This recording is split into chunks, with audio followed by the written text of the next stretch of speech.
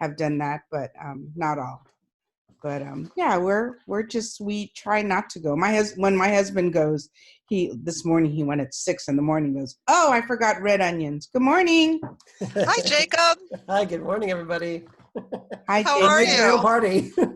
Yeah, it's right. It's really nice to connect with people. Awesome. We're such socialists, socialites. It's hard not to go out and go see your buddies and your family. So this is nice. Yeah. Thank you, Jacob. Fantastic. I'm Angela, by the way. Angela, you said? Yes. Yes. Okay, so hi, Angela. Hi, Melvin. Of course, Hannah, great to have you here. Thank you so much for accepting the invitation to join us. Hi to Nigel and hi to Grace. And I'm sure there'll be some others. Nigel, where are you from? I'm in the UK, in a little place called Chester. Oh, in the northwest. We've interacted before, right, Nigel? I think we're connected on either Facebook or somewhere, right? We're connected in many ways, yes. I'm a big fan of you. Thank you. And your colleague. Yes. It's very difficult as a almost seasoned job hunter. It's a very long process to decide who's worth following in the long term because there's so much noise out there on social media. Sure. Yeah. Hey, Grace, where are you from? Hi, I'm in La Crosse, Wisconsin. Oh. Yeah. Very nice. Never been to Wisconsin, but I think the closest I've come is north of you in Canada somewhere. Okay, yeah. It's there's a lot of the Canadian influence in there too, so that makes sense. Very cool. And we have a new join. Hi, Sarah. Or Sarah? She just muted. Come back. And hi, Melvin. Hi, can you hear me? Yes. Yep, where are you from, Melvin? I'm in Milton Keynes in England. Oh, nice. Wait, how close are you to Chester, Nigel in Chester?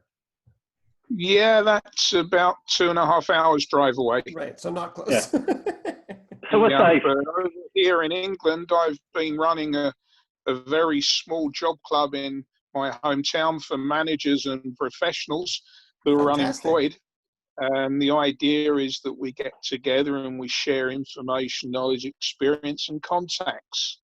That's great. And I've helped about 800 people since 2011, and a number of them have gone off and set up businesses that are now starting to grow. But I'm always looking for ideas to share with them, and I've seen some of the things that you guys share, and I'm very grateful for that. Thank you.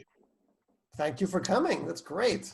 And incidentally, Hannah, I'm a big, big, big Buffalo Sabres fan. Wow. How'd you become one of those? I spent some time as a kid in Rochester, New York. At the time that 50 years ago that it was in East Rochester at the time that the franchise began. Very cool. Well, Tom Golisano owns the Sabres, right? No, he did. It's now Terry Pegula and his wife, and they also own the Bills and the lacrosse team and anything that involves a ball or rubber. They own it in Buffalo. Wow. Well, it's a pretty part of the world. Huh? It's a pretty part of the world. Oh, yeah. The Finger Lakes and Rochester's wonderful. I wanted to live there or in Toronto, but never got the opportunity. Awesome. We've got some other people who joined in. We have Deb and Michelle. Hi to both of you, and thanks for joining. I don't see the faces yet, but okay. We're good. So is there anyone here who's actively looking for a job right now? Or has anyone been directly impacted, I'll throw it in a different direction. Has anyone been directly impacted by the coronavirus outbreak in their job search right now? I have not, but I worked in HR for many years, and I'm always asked, is there anything that you know of for jobs? Some of my friends within my company have been laid off or will be laid off. And so I just like to have some resources for them to look at. And I sometimes send your emails to them. So Oh, thank you. anything, Thank yeah, you for them. yeah. Sure. Are the people who've been laid off, are they people whose jobs cannot be done remotely? I'm not sure. These are support people who are like doing administrative work. So maybe some of the work can be done remotely, but most of it is pretty hands-on, and they need to be with their customers or their marketers or whoever they're working with. Right. This is Melvin. A number of people that I've been trying to help have had their contracts ended early because of the virus to save employers money. Yeah. The government has come out to support with 80% of salaries, but that is only for people that are employed. We've got huge numbers that are self-employed, or my friends that have started businesses that are now in real trouble. Yeah. And I'm at the moment self-isolating on day 3 of 84 for the 3 months. Yeah. So life is pretty difficult. Sure. And I sent out an email this morning to our job seekers suggesting that there were some things that they should be focusing on during this crisis to get their job search up and running when things improve and people start hiring. Things like going through and checking LinkedIn, starting to build contacts, becoming a thought leader and sharing their information on LinkedIn, recommendations, and so on and so forth. Yeah. So I'm sure there's going to be a lot we can do to prepare ourselves, particularly on transferable skills, which seems to be an issue that most people struggle with. And any help and advice that you can give on that's going to be fantastic. Well, I think what I wasn't really, what I was hoping we wouldn't have to think about is there's a short-term plan and a long-term plan. So while Melvin is absolutely critical that while people are like yourself are out there and there's not much they can do to get those contracts back, they can be doing what you're doing, or what you're talking about doing, is being a thought leader, being active on LinkedIn, building relationships for the future. But I guess, and my heart bleeds, and I'm always worried about people in the short term, and we don't even know what short term means right now, but the short term is about what can you do today to start generating some money, right? What is that? What is that? Here, there are supermarkets that offer home delivery that have been inundated, and thousands of jobs are being created for the duration of the crisis. And I'm sure that volunteering and other short-term paid employment opportunities are going to come up around the world. And you're absolutely right, short-term job search work, but there's also these other opportunities for those that are able to take. But how do people find them, and how can we set up a network to share it? Well, I think that just to follow along with what Hannah was saying, there are lots of, I mean, just today I saw Hannah, I think you liked something that Susan Joyce posted on LinkedIn or Facebook about, was it Amazon is hiring 100,000 people or something? And so you have lots of, especially the big companies that normally deliver things, they're overwhelmed, and so they're doing massive hiring surges. However, there's no question that these jobs are not appropriate for everybody who is coming to your job club. If you're a professional, it's unlikely that you're going to turn around unless and there's nothing wrong with that, of course, unless you're desperate for cash in the short term. And by that, I would absolutely go and do that, because this is shift work. It's being paid relatively well for what it is, and you can do a shift and then spend the rest of your day doing other things, just in the short term again. But if you're someone who has some savings and you're not as desperate as that, then it's unlikely you're just going to stop job searching and go start delivering goods for Amazon. However, there really are. There's no question. We're talking about massive, massive numbers, and social media is a great place to find out where those jobs are being hired from, or who they're available to more specifically. I was just talking with a client today who has 2 interviews this week for an HR role, for HR roles in our market. One is with a large hospital, the other one is with an educational institution. So, as much as we say companies are frightened and they're not sure what's happening, they're still interviewing candidates. And I think that in different situations, right? Not across the board, but I think my fingers are crossed. Like, I'm truly hoping that we can find a way to make this different than the Great Recession of 2009, 10, 11. Like, that was different. Well, this is very different from what we saw back then. I think that companies are really embracing and understand the idea behind remote workers, and that they can find a way to make that work. So fingers. I think it's actually an opportunity. To quote a very old Simpsons episode, I think the Chinese word for crisis means opportunity as well, or something like that. And so I think that if you have, I'm as fortunate. When my first career job was working for Amazon in France, while I was working with people in the States and in Germany and the UK. And so I learned how to remote work. This was 20 years ago. But someone who has that kind of experience, they can today reach out to companies who are hiring and say, listen, I know how to remote work. I have experience for remote working. And so bringing me up to speed internally will take less. And I may even be able to help you convert over some of your other employees to remote working, because I have done it before and I have an idea of what works and what doesn't. So that's definitely an opportunity for someone who has that kind of experience. But it's I keep hearing the binging. More and more people are joining. It's amazing. I just want to say hi quickly to Stephen, Yaakov, Michelle, Deb, SK, and Michelle Ezra, or Michael Ezra. I'm not sure if I'm reading it properly. Thank you all for coming. And Bez, thank you also for coming. Very nice. And so, yeah, I think that, and following along with that, just look for other kinds of ways of flipping this on its head and looking for opportunities. A company that may be laying off a certain type of work, because as you were mentioning earlier, the idea the contracts may be up and they don't want to renew, they don't have the budget and so forth. They still will need that kind of work to be done, perhaps on a shorter scale or a more like a contract level, because they can only afford to have it done half-time instead of full-time.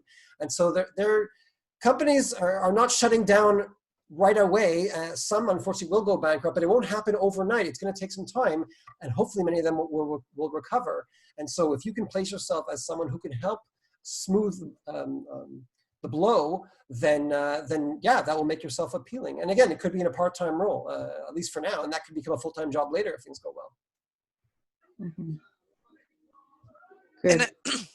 They're, on LinkedIn, and I think I've shared this on LinkedIn too, one of their editors, dang it, what's her name? I've forgotten it, but she's sharing a running list of all the companies that are hiring. Cool. What's her name? I'll come up with it. I can't remember it right now, but yeah. So we do know that companies are hiring. Yeah. Across industries and different areas. So I think we're going to be okay. Yeah. Fingers crossed, right? Yeah, for sure. And hello, go ahead. This is Melvin again. I think it's a great opportunity at this time to look back at what you have done earlier in your career before you hit management level, to see what skills and expertise you can bring to the table in the current situation. Yeah. For example, engineers might be able to go back to manufacturing, where in the UK there's certainly the call for people with experience to go and create manufacturing of things like ventilators and protective equipment. So past skills can become very, very useful. And it really is a case of needing to look in those segments of the market where people are manufacturing or distributing services and products that others would need, and then approaching them. And it may be that you're going to volunteer in the short term, but that's going to stand you in really good stead once this crisis is over. Yeah. It's a great example of critical thinking. Just try to understand where the demand has shifted right now and for the short term, and see how you can meet that demand. That's a good tip. Absolutely. it could become a career path in the future for you as well, because in many ways you might be taking a right turn now.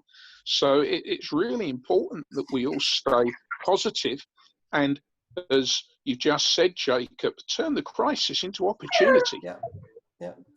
Yeah, I think that employers, unfortunately, employers are going to lose workers in ways they don't intend, in the sense that they may lay off some of their employees temporarily, hoping they'll be able to hire them back as soon as they can afford to.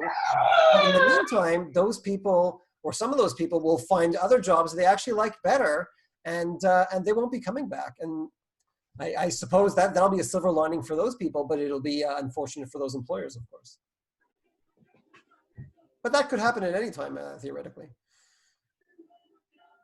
Yeah, so we have some more, some more people that joined. Hello to Darren. Thank you for coming. This is great. Does anybody, would anybody else? I found the author's name, the editor's name on LinkedIn, and I actually put a link to her article in the chat.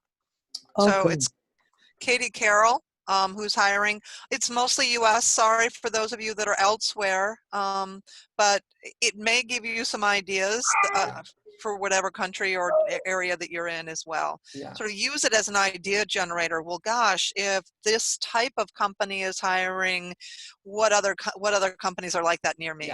Yeah, that's a good idea. Absolutely. Thanks for that. Thank you. Yeah, Mm-hmm. yeah. Very cool.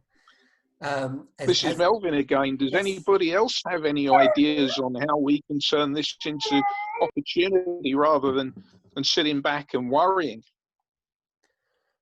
Well, I have more, but that's because I blogged about it recently. It would be nice to hear if somebody else has something that they maybe have come across. Hello to Todd as well, and to Sarah. There's now a Sarah and a Sarah, so to both of you. So does anybody have an answer to Melvin's question before me or Hannah jumps in? Have you seen anything? No, that's okay. I think that it's important to realize that many people, hopefully, are stuck at home, and they should be there. And so that makes them more available than they usually are. And so it's a good time to reach out to people, whether it's to your own contacts, people that you haven't been in touch with in a few years and want to warm up that connection again. Or if you're researching a company you'd like to apply to potentially, as I was just talking to someone this morning about this, look for past employees of that company and reach out to them through LinkedIn, and hopefully you'll meet up on a Zoom call like this and ask them what it was like to work for that company. Past employees will tend to be more free with what they're willing to say, as opposed to someone who is currently employed somewhere. And again, people are at home. It's more of a captive audience, and it's usually such a difficult task to get a hold of people, but people have no excuse. What are they gonna, otherwise they're sitting on Netflix. You're doing them a favor. Let me just add to that too. I think that people, even employees, might feel more comfortable talking about or making time and talking to other people and talking about their company, because they don't have their boss looking over their shoulder, right? If they're in a cubicle farm, then they don't have other people overhearing their conversation. So they're now working from home. There's a little bit more flexibility in their schedules, so that they might be more willing to take that, to have that conversation or to send those emails or whatever it is, right? Good point. Yeah, I like that. Very cool. I'd like to, some of the people. I think Todd's trying to say something, but he's on mute. Oh, let's see, can I? Not on mute, but. Here, I've unmuted. Hey, Todd. It's been a while. Yeah. Can you hear me? Yeah, yes. I unmuted you. I didn't realize I could do that, but I unmuted you. Yeah. Okay, so as you well know, we've been friends now a little over 10 years. I saw your 10-year anniversary was just recently for Job Mob. I have a search firm, and I'm a true believer that individuals don't ask for a job. What they need to do, and especially in this time, is to reach out to individuals if there are companies that maybe they want to get into or investigate or whatever. Reach out to somebody in one of those companies on LinkedIn, ask to to connect with them, but ask from I'm trying to get information. How are you guys doing? One, I mean, this is a terrible time, and we're all in this boat together. What do you see as coming out of this? Do you think you guys are going to be needing people still? You know, is there somebody I should talk to? But if they're hiring, they'll tell you they're hiring and need somebody. But at this point, it's and I'm doing it same from my perspective. I'm not calling companies going, "Hey, can we help you recruit somebody?" I'm basically having conversations so that when this thing turns, then hopefully we can then move it to a conversation of needing someone. I mean, I'm in the middle of a search right now where the CEO is a global company, needs a general manager in the US, but he can't focus on it. So I sent him a note and said, hey, I understand you're going crazy because of global, but as soon as you're ready, we'll come out the other side and we'll be ready to hit the road running. And at the same time, I'm talking to individuals that may want this job. So communicate and talk to as many people and connect to as many people on LinkedIn as possible. Awesome. Sweet. This is Melvin. I totally agree. This is a great opportunity to build relationships. Yep. If you look at the stats on the number of vacancies that exist in the market, 80% of them never get advertised. They're built through relationships because the hiring costs are virtually zero, and people like to hire people, not CVs. That's great. That's a good Well, point. they want to hire people that can fix their problems, and if they if they think that person has the formula or has done it before, they get a lot further than, like you just said, than just looking at the CV. You know, Todd, I always say to people in my job club, particularly those that are over 50, age is not a barrier. You've got knowledge, experience, understanding. You've been there, you've seen it, you've done it, and people want a safe pair of hands. Yeah. Well, here in the U.S., demonstrate that. Here in the U.S., 50 is the new 30, and thank you. And with the baby boomers, the way they've gone through, we have a huge void in leadership and skill and everything else. But I say to my customers, who cares how old an individual is if you're going to get 3 to 5 years out of that person, and if they have the right energy level. Because even if a person is 25, you're not going to get more than 5 years because they'll be off to something else. And somebody that's more in the 55 is going to stay with you because they don't have the other options. So just my perspective from the US. I just want to throw in one little quick tip. Since you're, Melvin, you mentioned, I know when you were both talking about networking, we usually say when you reach out to someone, especially someone that you've never met before, a cold call or a cold contact, if there's something that you have in common with them, it does increase the chance they're actually going to respond positively to whatever you're asking. And the fact is, again, many of us are stuck in this situation, such a rare situation that's affecting the whole world at the same time. And it's still new. So if this was a year later and you're still stuck in the virus, in quarantine, that really won't mean much because everybody will be stuck that way. But right now it's still new. So if you mention that, hey, we're both stuck in quarantine or self-isolation, whatever, then yeah, it's still something that's a bit new that can be used as a point in common that can make people, oh yeah, well let's network over that. Jacob, this is Melvin again. The great adage here is give. Yeah. Not ask. Give as gain. And if you can offer somebody some advice, help in some way, some form, then they're more likely to respond to you than if you go and say, hey, I've got this, buy it. Yeah. We're selling. So but the name of the game is. So the name of the game is. That's okay, Melvin. So the name of the game for the next few weeks, months, whatever that looks like, is to nurture and build new relationships. Yeah.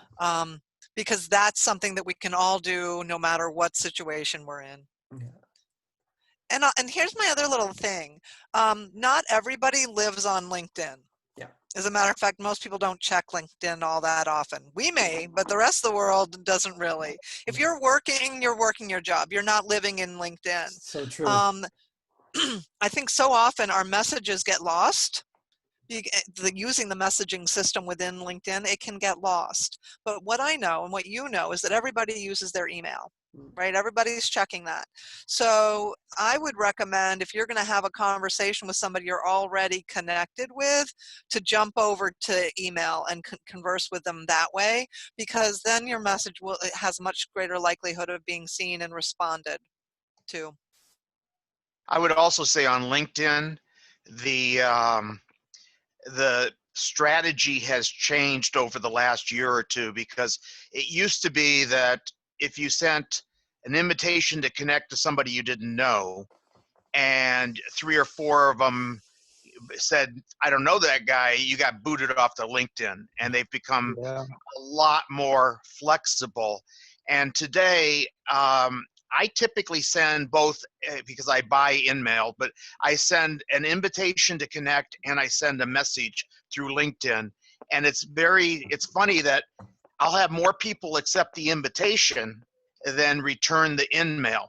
But once they accept the invitation, now typically you can see their contact information. They're more likely to accept an InMail. But I send InMails, and you have to be very precise, not a canned, and I see so many of these that are, I can help you because you're a recruiter and I help other recruiters. You know, it has to be, every one I send is a 300 character, kind of personalized, where half of it may be canned, but the other half is, oh, I saw you went to University of Arizona where I went, and then, or, you know, I know other people at your company. So send invites and grow your network, not just through messaging. Yeah, I think it's a really important. This is Melvin again. Can I tell you about something that started in the last couple of days here in Milton Keynes that might work for the rest of you? Go for it. Somebody within my church has set up a new Facebook group for local small businesses in the Milton Keynes area.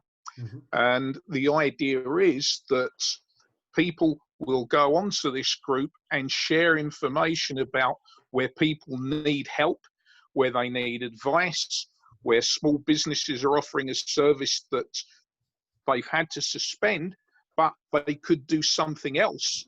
And this has started to take off. It's already got over 100 members and jobs are already being advertised there.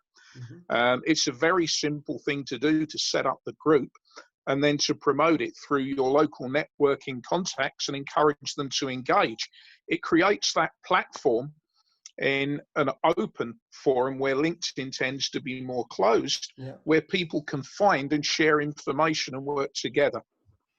If you like, Hannah, I'll send you a link to the group at the end of this conversation. Yeah. I'd love to see it. Thanks, Melvin. It's a brilliant idea. I love that tip. I love that tip. It reminds me of someone that I met in Jerusalem years ago. They're running similarly a group for small businesses. And because they launched the group, everything goes through them. And so all the job offers, they get them first.